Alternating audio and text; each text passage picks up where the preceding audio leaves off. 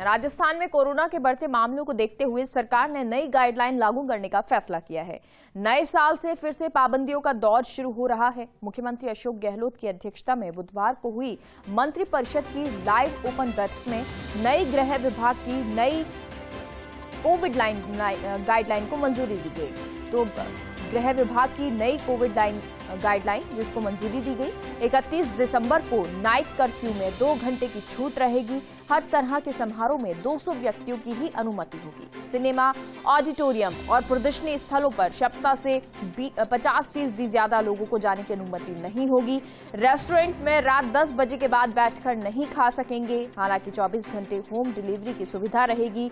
Night curfew का सख्ती से पालन होगा। तो उधर स्कूलों को लेकर कैबिनेट में कोई चर्चा नहीं की गई।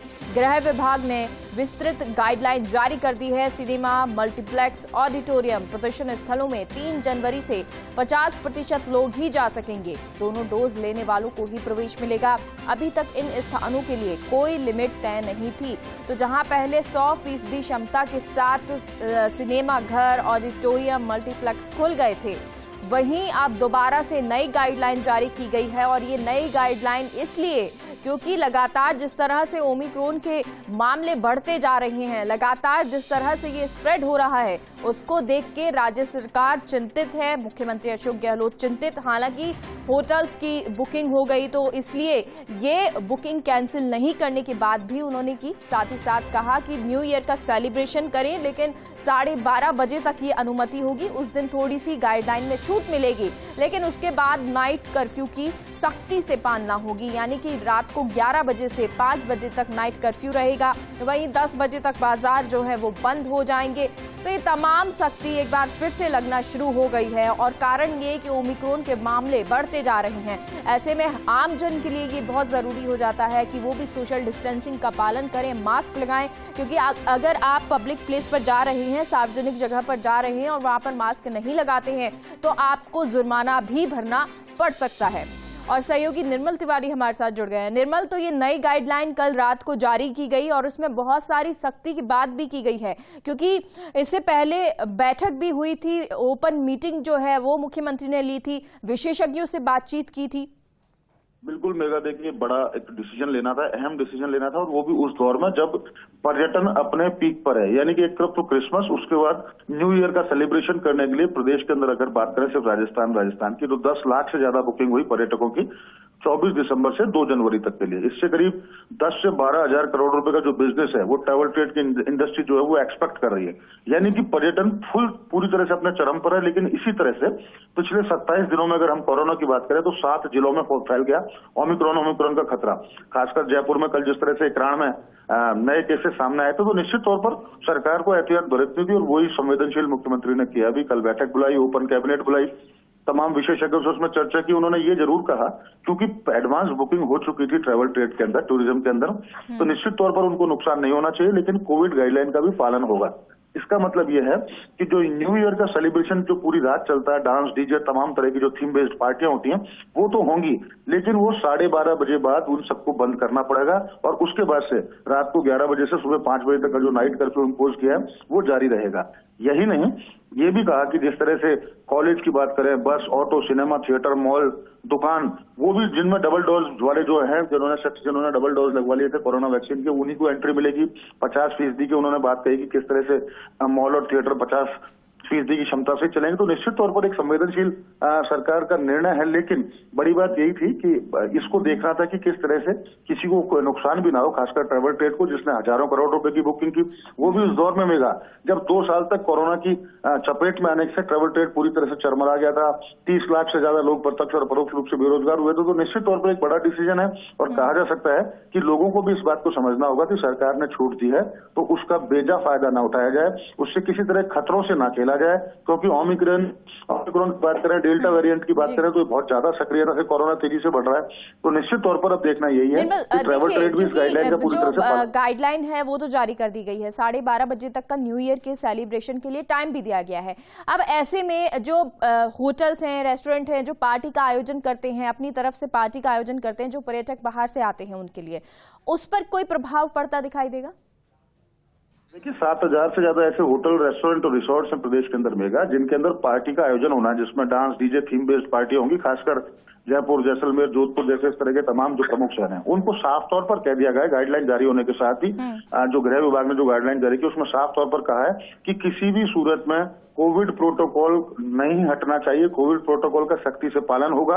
आप मास्क का उपयोग कीजिए, डांस डीजे अपनी जगह, लेकिन मास्क का भी उपयोग करना है। तो मास्क का उपयोग करना होगा, सोशल डिस्टेंसिंग रखना होगा, और ये छूट 12:30 बजे तक के लिए सिर्फ न्यू ईयर के लिए भी दी गई है। बहुत बहुत शुक्रिया निर्मल जानकारी के लिए। और लक्ष्मण हमारे साथ जुड़ गए हैं बीकानेर से। लक्ष्मण, देखिए लगातार ये वो जगह है, बीकानेर की बात कर ले, जयपुर की बात कर ले, जहां टूरिस्ट आना शुरू हो जाते हैं, और इसीलिए जब कल बैठक हुई तो मुख्यमंत्री ने इसके लिए तो छूट दी कि होटल की बुकिंग जो है कैंसिल नहीं होंगी, लेकिन इसी के साथ गाइडलाइन की पालना भी सख्ती से करनी होगी। देखिए, निश्चित तौर पर मुख्यमंत्री अशोक गहलोत की गाइडलाइन जो जारी करने के पीछे मंशा यही रही है कि लोगों के स्वास्थ्य के साथ भी खिलवाड़ ना हो, न्यू ईयर का वेलकम भी हो जाए। मैं आपको बता दूं, एक बड़ा कारण ये भी रहा कि दिल्ली में जिस तरह की गाइडलाइन जारी हुई है उसके बाद से ही बड़ी संख्या में टूरिस्ट मूव किया है राजस्थान की तरफ। आप देखेंगे यहाँ पर जो है बीकानेर के आसपास जितने भी हेरिटेज होटल हैं सब पैक हैं, यानी लोग वेलकम करना चाहते हैं। और आपको याद होगा जिस तरह से पिछले पूरे साल कोरोना का साया रहा और पहले भी दिक्कत हुई, तो मुझे लगता है लोगों का मन में यही थी, लेकिन इस गाइडलाइन के चलते थोड़ा बहुत फर्क पड़ा है निश्चित तौर पर। लेकिन कोशिश यही है कि स्वास्थ्य ठीक रहे और जिस तरह गाइडलाइन है, वैक्सीनेटेड होने चाहिए, मास्क आप पहने रहें, सोशल डिस्टेंसिंग का पालन करें, ये तमाम चीजें हैं। मुझे लगता है कि लोग न्यू ईयर सेलिब्रेशन तो करें, लेकिन अपने स्वास्थ्य की कीमत पर नहीं, यही मंशा रही है। और बीकानेर में भी इस बात को लेकर एक तरह से कहिएगा उत्साह भी है। सभी होटल्स अगर हम बात करें तो लगभग पैक है। टूरिस्ट जो है बाहर से काफी आए हैं, खासतौर पर अन्य राज्यों से।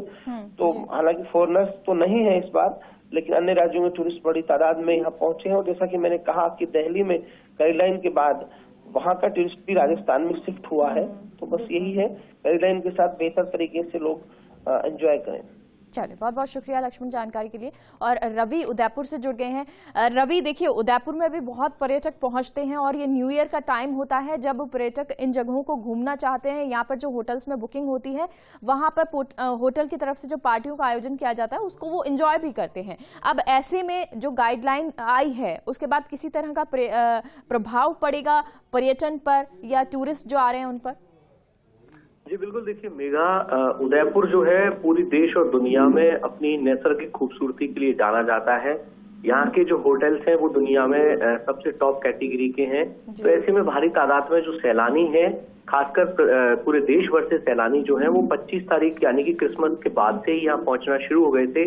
तमाम जो होटल्स हैं वो नो रूम की स्थिति है, वहां पर भारी तादाद में सैलानी यहाँ के टूरिस्ट स्पॉट्स पर है और नए साल के स्वागत के लिए पूरी तैयारियां की गई हैं।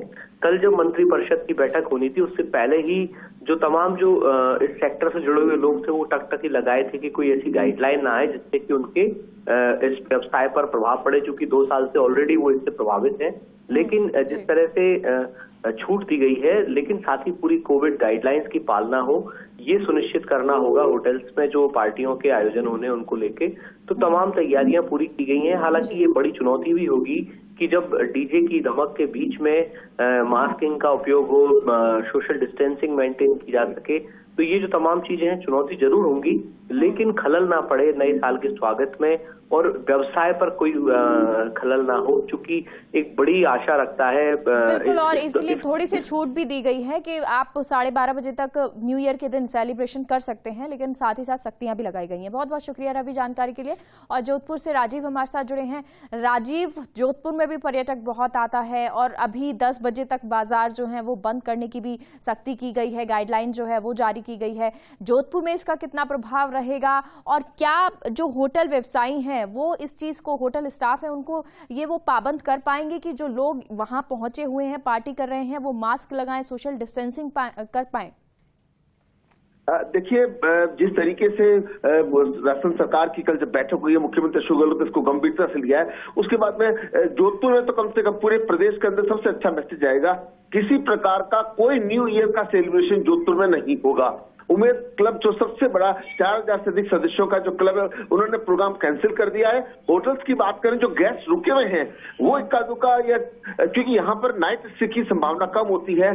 जब भी पर्यटक यहाँ पर आते हैं वो सुबह उतरते हैं, किला देखते हैं, उम्मैदुन पैलेस देखते हैं, बाजार घूमते हैं और फिर जैसलमेर या उदयपुर के लिए निकल जाते हैं। तो नाइट स्टे का जोधपुर में शुरू से ही थोड़ा प्रभाव कम रहा है। ये नाइट पार्टीज की व्यवस्था थोड़ी कम रही है। हर बार कोई सेलिब्रिटी आते हैं, इस बार सेलिब्रिटी नाइट्स भी नहीं है।